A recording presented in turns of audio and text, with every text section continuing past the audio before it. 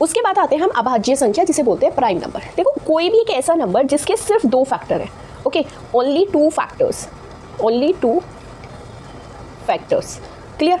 या फिर आप बोल सकते हो यानी कि सिर्फ 2 गुणनखंड जिसके होते हैं, 2 गुणनखंड, ओके।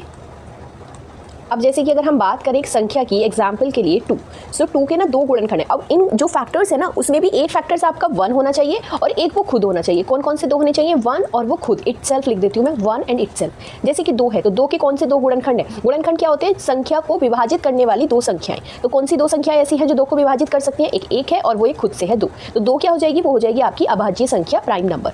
इसी तरह और एग्जाम्पल्स आपके हैं, जैसे 3 है, 5 है, 7 है, 11 है आपका, फिर उसके बाद 13 आएगा एंड सो ऑन। तो इन सभी संख्याओं में अगर आप देखोगे तो इनके सिर्फ 2 ही गुणनखंड है। एक तो ये 1 से विभाजित हो सकती है, 1 से, और दूसरा वो खुद से विभाजित हो सकती है। तो इसके क्या होंगे? सिर्फ और सिर्फ 2 गुणनखंड होती है। तो 2 गुणनखंड जिन संख्याओं के होते हैं उनको हम बोलते हैं अभाज्य संख्याएं, that is prime number, okay. अब उसके बाद उन संख्याओं क्या बोलेंगे जिनके 2 से ज़्यादा होंगे। तो यहाँ पे क्या हो जाएंगे? 2 से ज़्यादा गुणनखंड, 2 से ज़्यादा गुणनखंड वाली संख्याओं को हम बोलते हैं भाज्य संख्याएं।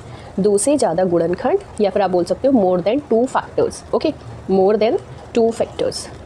तो ऐसी संख्याएं हो जाती है हमारी भाज्य संख्याएं, या फिर बोलेंगे कंपोजिट नंबर्स। जैसे कि अगर बात करें हम 2 से ज़्यादा गुणनखंड, लाइक फॉर एग्जांपल 4 ले लो। अब 4 के गुणनखंड क्या क्या है भाई? 4 जो है हमारे 1 से विभाजित हो जाता है, 2 से हो जाता है और वो खुद से भी होगा। तो कितने गुणनखंड हो गए? 3। तो 4 क्या हो गया? कंपोजिट नंबर हो गया, ये एक भाज्य संख्या हो गई। इसी तरह और जो भी आपके एग्जाम्पल रहेंगे, सिर्फ अभाज्य संख्याओं को छोड़ के जितने भी नंबर होंगे आपके 6, 8, 9, 12 एंड सो ऑन, वो सब क्या हो जाएंगे? आपकी भाज्य संख्याएं हो जाएंगी। समझ आ गया होगा? जिनके सिर्फ 2 गुणनखंड वो अभाज्य संख्याएं, और जिनके 2 से ज़्यादा गुणनखंड वो आपकी भाज्य संख्याएं, कंपोजिट नंबर। अब कुछ क्वेश्चंस में इनके ऊपर बहुत सारे क्वेश्चन बनते हैं, भाज्य अभाज्य के ऊपर, प्राइम नंबर और कंपोजिट नंबर के ऊपर। और वो क्या है आपके, जैसे आपसे पूछ लिया जाता है, ये भी आपका एक इंपॉर्टेंट क्वेश्चन है और प्रीवियस ईयर क्वेश्चन भी है, कि जो सबसे छोटी अभाज्य संख्या है वो क्या है। अब आपको दे देगा वो 0 दे देगा, 1 दे देगा, 2 दे देगा या 3। अब आप यहाँ से देखो छोटी अभाज्य बतानी है, यानी कि प्राइम नंबर बताना है। तो अब यहाँ से सबसे छोटा नंबर 0 किससे विभाजित हो जाएगी? कितने गुणनखंड है ही नहीं, इसको 0 से कर सकते हैं। 1 का तो सिर्फ एक गुणनखंड है। अब ये नहीं कहोगे कि 1 सबसे छोटा अभाज्य संख्या नहीं है, क्योंकि उसका सिर्फ एक ही फैक्टर है। हमें चाहिए सिर्फ 2 मतलब 2, एग्जैक्टली 2 जिसे बोल देते हैं। अब 2 आपका एक अभाज्य संख्या है और 3 भी आपकी एक अभाज्य संख्या है, लेकिन हमें बतानी है सबसे छोटी। तो सबसे छोटी कौन सी हो जाएगी? 2। तो अगर क्वेश्चन आता है कि सबसे छोटी अभाज्य संख्या है तो वो होगी आपकी 2, ओके। स्मॉलेस्ट प्राइम नंबर क्या है? ये स्मॉलेस्ट प्राइम नंबर। क्लियर हो गया?